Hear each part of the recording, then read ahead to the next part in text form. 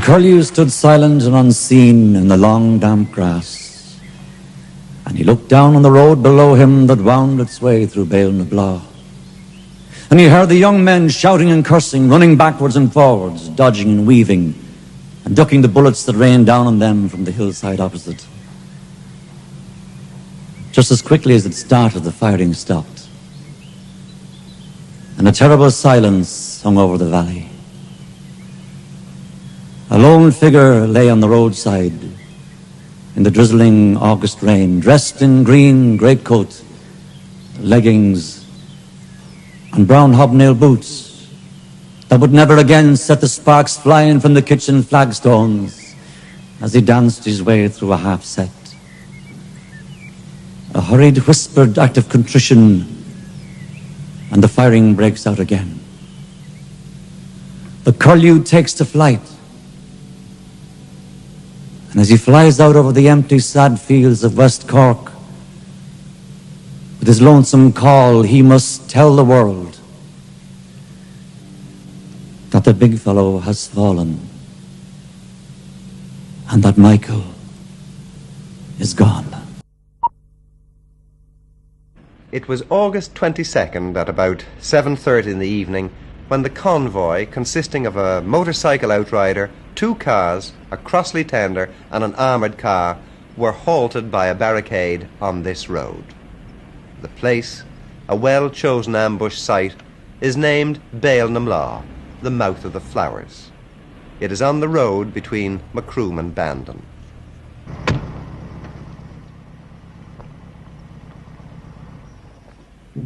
So your vehicles would have stopped, General, on the far side of the road, but in roughly this position. Roughly this position, yeah. Yes.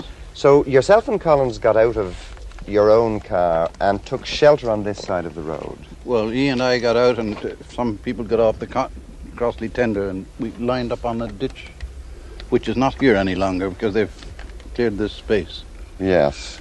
But it was a small ditch, it was like we've just passed along here. Yeah.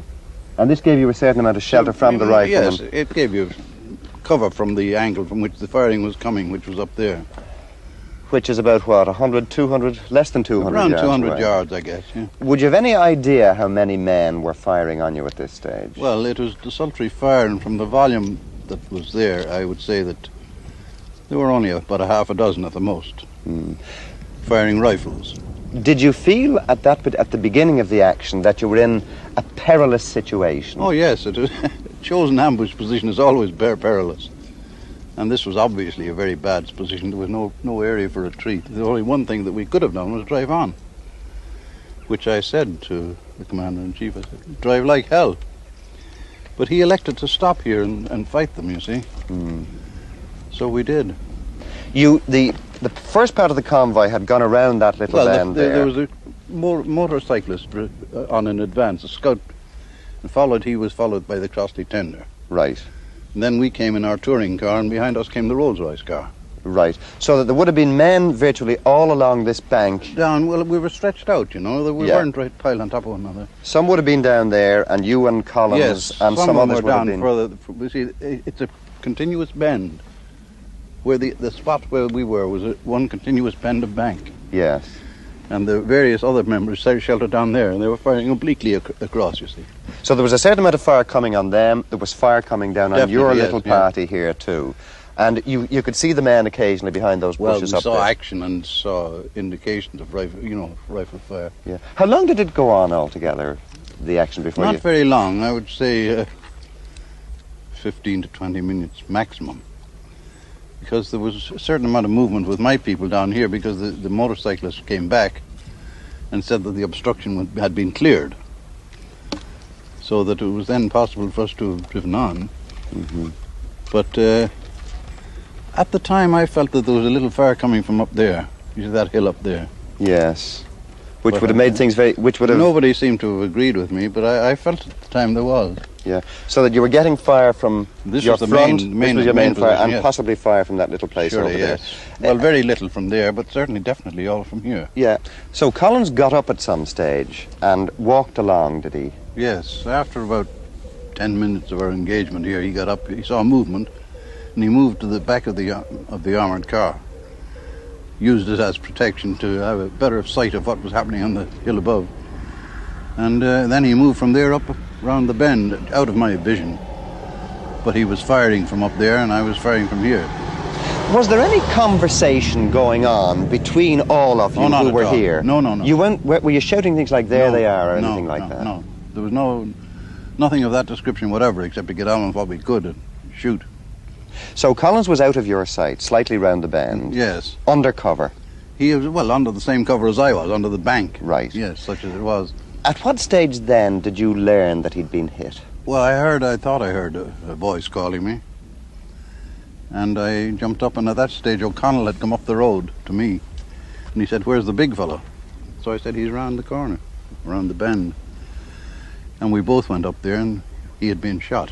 He was lying there with a very gaping wound to the back of his head. So I called the armoured car back, and we lifted him and took him onto the side of the armoured car and moved behind the armoured car, with the armoured car between us and their firing positions. Got him to the position on the side of the road, and under protection of the armoured car, we bandaged the wound. I bandaged the wound, and O'Connell said an act of contrition to him. I knew he was dying, if not already dead. So we did the best we could to cover it up. All action at this stage had stopped because the firing had departed practically, except that while we were lifting the body onto the armoured car to move it, the motorcycle scout, Lieutenant Smith, had come forward to give us his help, and in doing so an odd shot came and he was shot through the neck. It was a clean wound, and he carried on helping us. What about Collins's wound? There's been some dispute possibly about this from time to time. You say it was a big wound, a bad wound. It was a very large wound, open wound in the back of the head there, and it was difficult for me to get a first field age bandage to cover it, when I was binding it up. It was quite obviously to me, with the experience I had, it was a ricochet bullet. It could only have been a ricochet or a dum-dum. There was no exit wound? No exit wound, no. Yeah. Well, there was this one wound. There was no entrance wound other than this. Just a great gaping hole? Gaping hole, yes. Yeah. Did he talk to you at any time after he'd been hit? No. You felt he was dying? I felt he was either dying or dead at the time that I reached him. You got him over to the far side of the road, we got as you him to say. the far side of the road, and I dressed the wound, such as I ever said, and Sean O'Connell said an act of contrition for him. We were both very upset, as you can well understand, emotionally. And the rest of the word had got around to the rest of our column, and we got them together and moved quietly down the road. And we moved Collins's body from the armoured car situation onto the touring car back, and I sat in and carried his weight on my shoulder in the car when we drove off back towards our home base of Cork. Of Cork City? Yes. It was a troublesome journey. We had encountered a lot of trouble and bother on the way because the roads were blocked, and we had at one stage to go through a farmyard and come out on the other side. It took us quite a long time because we didn't reach Cork City until 12 o'clock midnight. And the action had stopped here? Stopped here between 7 and 8, I don't know, around about 8 o'clock. Personally, I was holding the body of the Commander-in-Chief in my arms, and the rest of the cortege was moving ahead as best they could. And it was a sad, sad journey. When we arrived in the city of Cork, there was consternation at my headquarters. We had my doctor attached to my division was there, and he took charge of the body and brought it to the hospital. I thought it was to the... and I'm not quite sure which hospital it was now. I think it was the Mercy Hospital that he was taken, and the nuns there took care of him. I had to get in touch. I had to keep on running my unit. I had to get in touch with headquarters in Dublin, and this took a roundabout route because I had to send... We were working on shortwave radios, which were contrived for us by a fellow named Dowling, whose father was Registrar of the Royal College of Science, Ireland. And he was very competent, and we had these shortwave radios all the way. And I had to get in touch with Waterville. And the message went from Waterville by cable to New York, and back from New York to London, from London to Dublin. And that's how the message was received in Dublin. That's how they learned in Dublin that Commander-in-Chief was dead. Right. Your own officers, of course, in Cork City must have been appalled at the whole situation. What was their mood? Their mood was very, very difficult for me to define, because my own mood was very upset. I was not in a fit position to judge other people, really. I was completely grief-stricken. However, I got a call, an emergency call from the female barracks or prison, that some of my officers were up there trying to force an entrance. To get at the irregular prisoners? I presume so. They were looking for some form of reprisal, I should think. So I went out there, and after arguing at gunpoint with some of my friends, I argued them into reason, and they dispersed and went back to their units, and a crisis was avoided. The following day was Wednesday, the 23rd of August, and it was decided to take the body back to Dublin by... We were ordered to take the body back by boat, which was the method of transport anyhow at that time. And on the evening, we proceeded down to the quays, and the remains were taken on board, mounted on the after deck, I think. And at evening tide, we started our sorrowful journey down the river. There were tears all over the place. I mean, everybody was grief-stricken, including even the members of the crew and the members of the guard that were doing honour to the chieftain. The boat proceeded very slowly down the River Lee, and when we were coming out into the harbour, I was surprised to notice that the British destroyer fleet was in line astern and dressed, their sailors dressed along. And we were greeted with a salute of trumpets, general salute. And this was fantastic over the waves, unbelievable. At any time, music is resounding over a big water space. And as we quietly went further on, they saluted, and then they sounded the last post. And I have that memory with me still. It always will be. It was something that is hard to describe. I was moved, and looking around the harbour, Queenstown Harbour, I noticed that all the windows all around had lights in them, candles or some light of some description, as a sort of a farewell tribute. It was a very emotional time.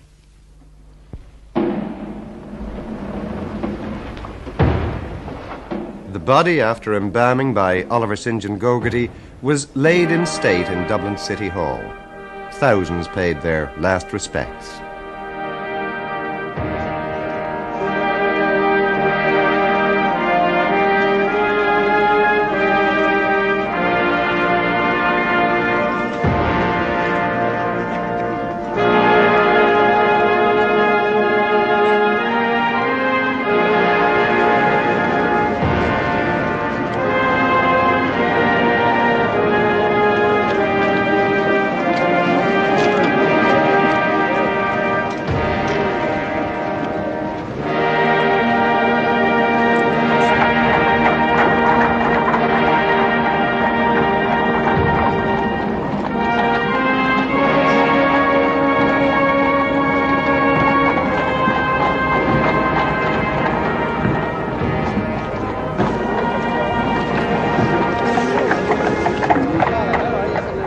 In a funeral reminiscent of those which Dublin had witnessed for O'Connell, Parnell and Devoy, the remains were drawn on a gun carriage to Glasnevin Cemetery.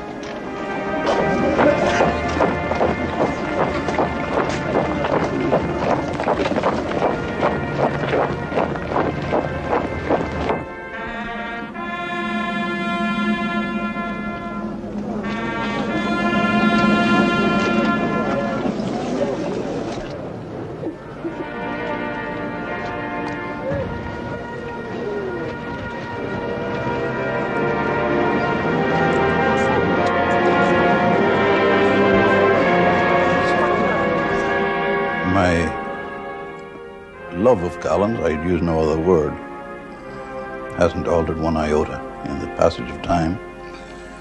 He was a man whom I didn't know all that long, but whom I knew terribly well in a very short time. And whereas I don't think he showed me any special favors, he was always very kind to me and very understanding. And he replaced, or seemed to place, a lot of trust in me and in my judgment.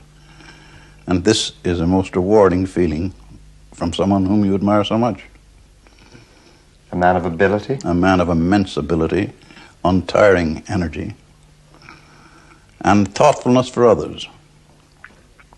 At the end of a day, when most people would look for a rest, I've known him to go around looking for the relatives of people who have suffered a loss to try and give them some comfort. And this from a man who never had a free moment for himself. He was a patriot, a most courageous man, and a great, great gentleman. On a far off August day, cold young men in ambush lay on a roadside by a hill where flowers grow.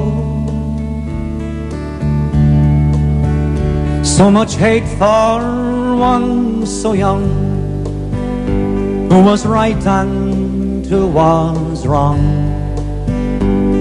Though 1,000 years may pass, we'll never know. Candles dripping blood they place beside your shoulder,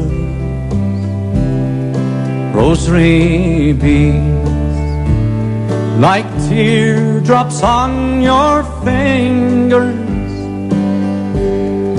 Friends and comrades standing by, in their grief they wonder why. Michael, in their hour of need, you had to go. And when evening twilight came, gently fell the autumn rain. Ah, but you lay still and silent on the ground as we hung our heads in prayer, in our sorrow and despair. We wondered, was it friend or foe who shut you down? Candles dripping blood they placed beside your shoulders, rosary beads like teardrops on your fingers. Friends and comrades standing by, in their grief they wonder why. Michael, in their hour of need, you had to go.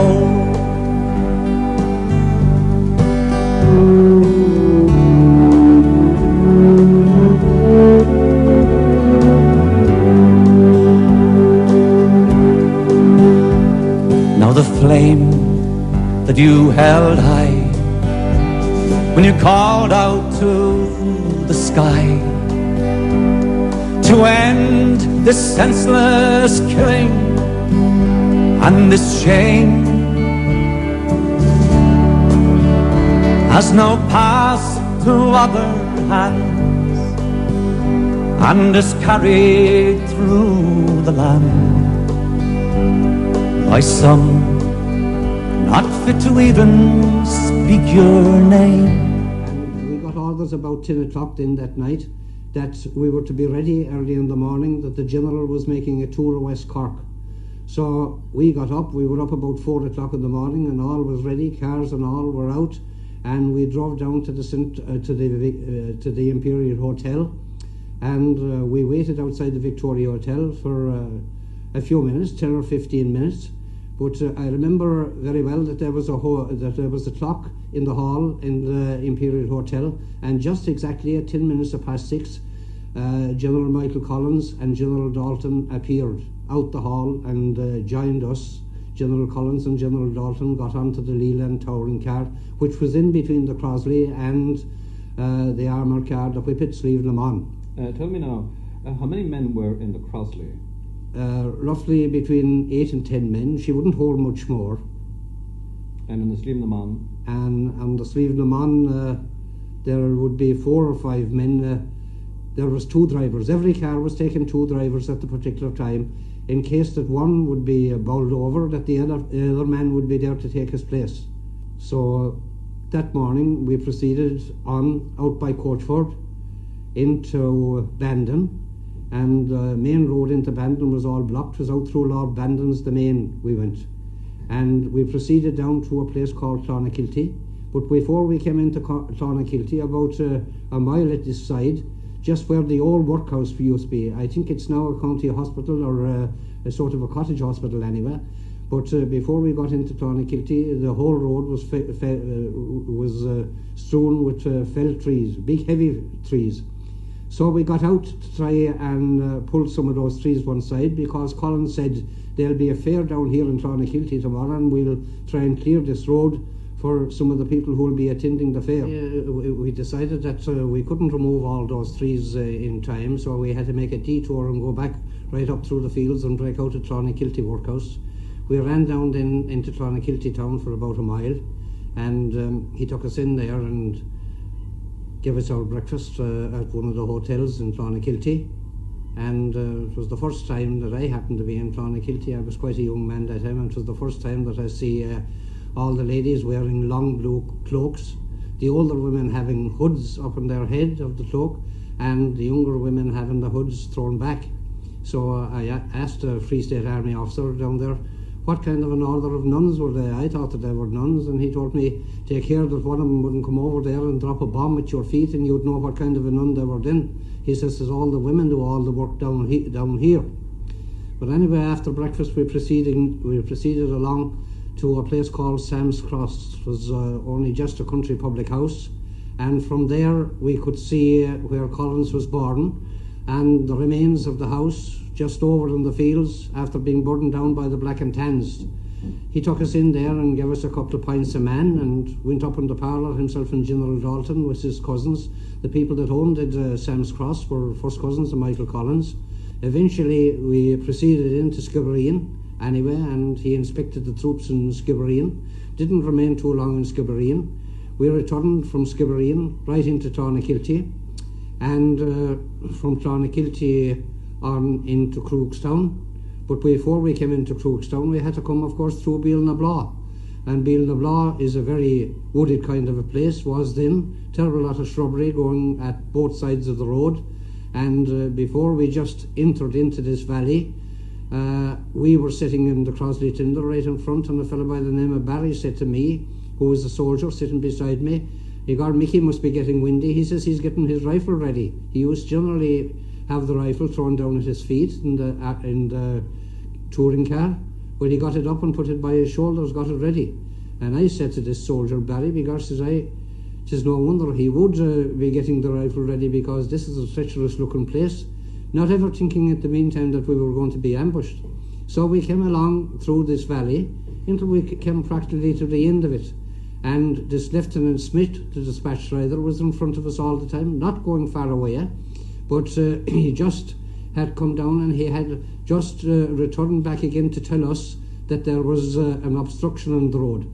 So we ran, before we had time to pull up, we ran right into the obstruction, which consisted of a four-wheel horse dray full of porter bottles, and a lot of porter bottles broken, strewn around the road. Where the vehicle was placed was practically at the end of the valley, at the end of Béal and Bláth. You would be just facing Crookstown at the time, the little village of Crookstown, and we were practically gone right through the valley. We had come well into it anyway, and the Crosley tender, which was the first, was practically out of the valley where this vehicle was placed across. How far behind that was the Leland car? The Leland car would be about 50 yards behind that. And the Slieve Lamont? And the Slieve Lamont was practically out of sight, because she was a very heavy car. She wasn't able to travel quite as fast as we were, and at various times during the day we had to wait for Slieve Lamont to come up. She was delaying a terrible lot, but of course she was a terrible heavy car and wasn't able to travel, as I said, as fast as we were. But when we got to where this obstruction was, anyway, the firing started immediately. We had no means of removing the obstruction without getting struck, because the two near wheels were taken out. It was a horse-drawn vehicle, because all the porter drays at that time were drawn by horses. The lorries were rather scarce on the public road, so the whole road was strewn with broken bottles, so that there was no possible chance of making any headway at all without taking good time, and we'd be probably all shot down if we had to come out and clear the obstruction that was on the road. So we laid down inside in the Crosley Tinder. It was the only place we had to lie at the moment, but there was a shot fired at the drivers, and it went in one door and out the opposite door. Still, it struck no driver. But I said after a time that we were lying more or less that the Crosley Tinder was a target for us, and that it would be better to get out on the road, although there was practically no ditch on the road at that particular time where you could get shelter, only just a stream of water at either side. Yes, we had started firing, but we were actually firing at nothing. We see nothing, but we were firing to where the firing came from, away up on the hills. Although some of the city fellas said to me, who were Dublin lads, that look at the fella, look at the fella, look at the fella. Well, I had fairly good sight at that particular time, and I didn't see any fella exposed, and I don't believe that any fellow up on the hill was so foolish as to expose himself to fire. Anyway, he had plenty cover in bushes and shrubbery of all kinds. It was an ideal place for an ambush. It was made for an ambush. But the firing went on for a considerable time after we getting out on the road. In fact, in all, to take from half an hour to 3/4 of an hour firing, we could see the road being split open. In fact, I honestly believe myself that they could have killed us all if they so wished, but I'm sure the one and only man that they were aiming at, or trying to aim at anyway, was General Michael Collins. He was the only man that they wanted to put out the way. A private soldier didn't matter very much. But after a time, the firing lulled, and we only heard distant shots, distant peals of shots, like away in the direction of Cork. And General Michael Collins stood up and had a gaze around him. He was loading his rifle in the meantime, and whilst he was loading his rifle, one lone shot, apparently like from a sniper, rang out and hit him in the side of the head, the right-hand side there, fell down, and he never spoke again. So the firing suddenly opened then just as Collins fell, so that practically nobody was able to go to his aid at that time, and the firing held for about a quarter of an hour after Collins falling in the road. I'd say that he was dead instantly as he did fall, but anyway, General Dalton and the officer that happened to be in the armoured car came over to him and rendered him all the assistance that they could. All that they could do was bandage his head, but there was little more that they could do. But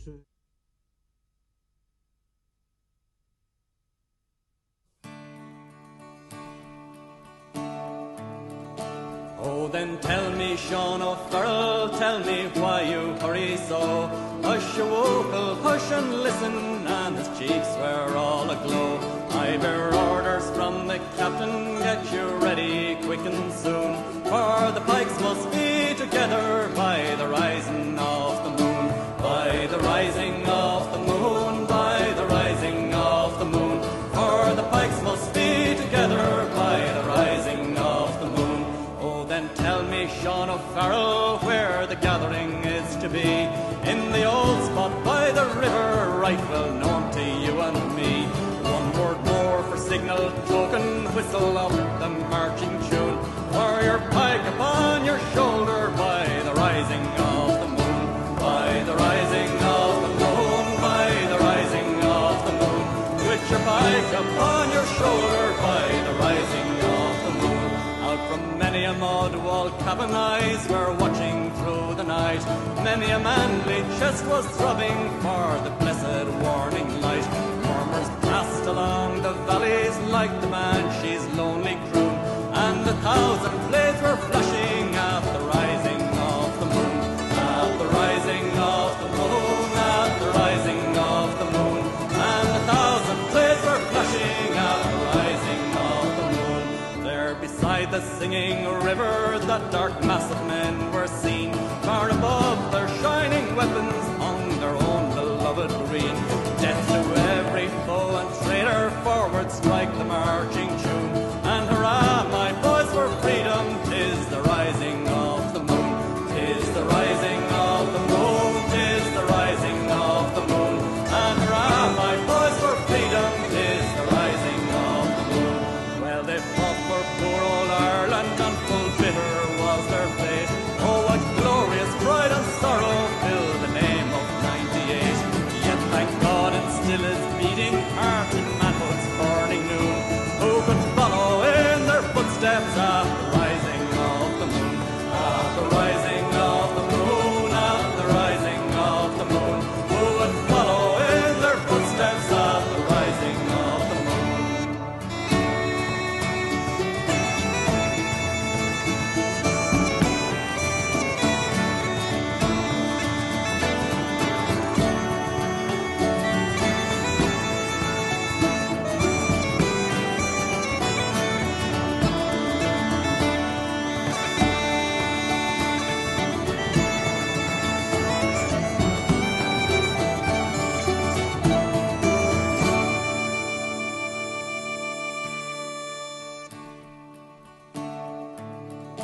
Oh, then tell me, Sean O'Farrell, tell me why you hurry so. Hush, you wokel, hush and listen, and his cheeks were all aglow. I bear orders from the captain, get you ready quick and soon, for the pikes must be together by the rising of the moon. By the rising of the moon, by the rising of the moon, for the pikes must be together by the rising of the moon. Oh, then tell me, Sean O'Farrell, where the gathering is to be. In the old spot by the river, right well known to you and me. One word more for signal token, whistle up the marching tune, for your pike upon your shoulder by the rising of the moon. By the rising of the moon, by the rising of the moon, with your pike upon your shoulder by the rising of the moon. Out from many a mud wall cabin eyes were watching through the night. Many a manly chest was throbbing for the blessed warning light. Murmurs passed along the valleys like the banshee's lonely croon, and 1,000 blades were flashing at the rising of the moon.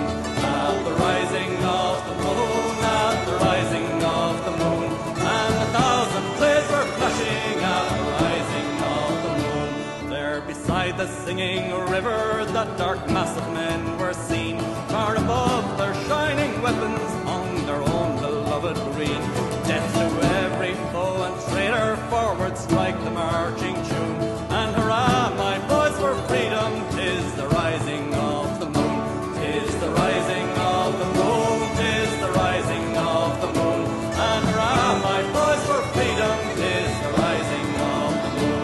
Well, they fought for poor old Ireland, and full bitter was their fate. Oh, what glorious pride and sorrow filled the name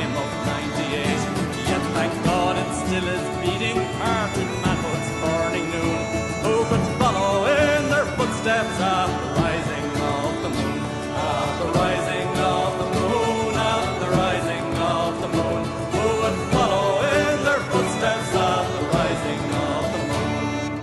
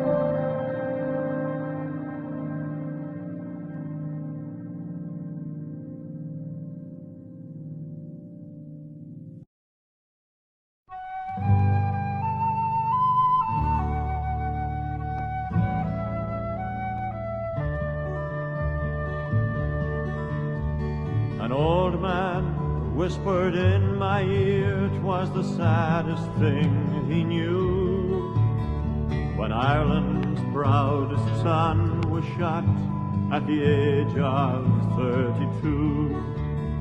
He held my hand, his eyes held tears, and my eyes filled up too with a powerful emotion for a man I never knew. Michael Collins, fearless son, you touched the nation's soul. 10,000 pounds upon your head, you still achieved your goal. 'Twas not behind the barricades you fought the wanton fight. You beat the enemy at their game, you undermined their might.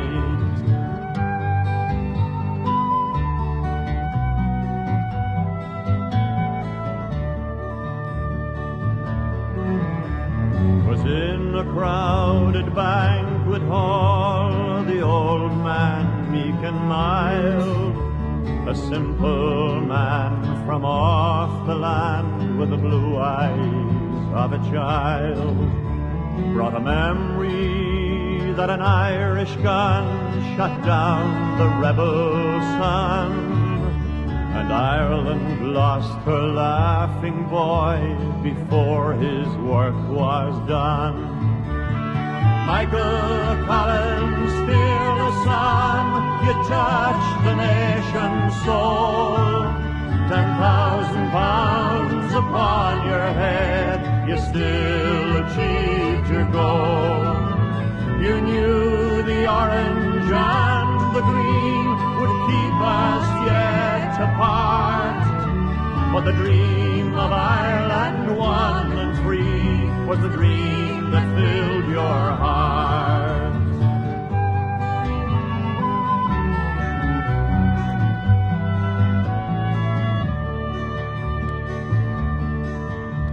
And an old man in a banquet hall some 50 years gone by held a sadness that would never pass, in his blue eyes filled to cry with the memory that an Irish gun shot down the favourite son, and Ireland lost her laughing boy before his work was done.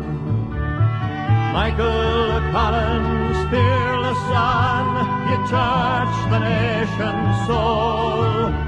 10,000 pounds upon your head, you still achieved your goal. 'Twas not behind the bar